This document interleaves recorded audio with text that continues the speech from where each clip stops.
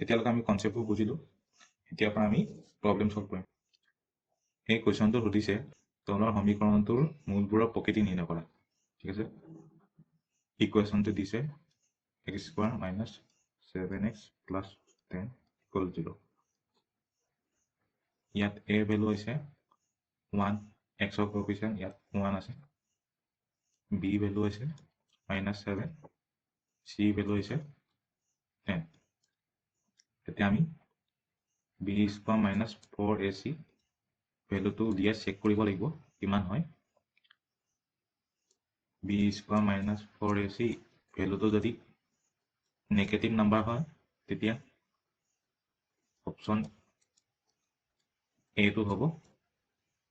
b² - 4ac value যদি 0 ওলায় তেতিয়া অপশ্যন বিটো কাৰেক্ট হ'ব। b² - 4ac ভেলু যদি পজিটিভ নাম্বাৰ আৰু পাৰফেক্ট স্কোয়াৰ হয় দেন অপশ্যন চি কাৰেক্ট হ'ব। b² - 4ac ভেলুটো যদি পজিটিভ নাম্বাৰ ওলায় আৰু পাৰফেক্ট স্কোয়াৰ নহয় তেন্তে অপশ্যন ডি কাৰেক্ট হ'ব।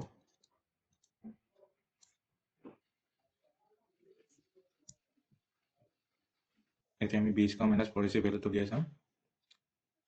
b ভেলু হৈছে -7, b স্কোয়াৰ কাৰণে স্কোয়াৰ আহিব, -4ac a ভেলু হৈছে 1, c ভেলু হৈছে 10।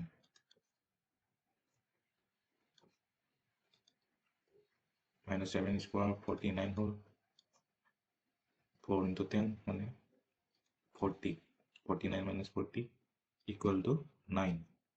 9টো হৈছে পাৰফেক্ট স্কোয়াৰ কাৰণ 3 স্কোয়াৰ = 9 হয়। আমাৰ অপশ্যনটো হ'ব চি হ'ব, অপশ্যন চি কাৰেক্ট আনসাৰ।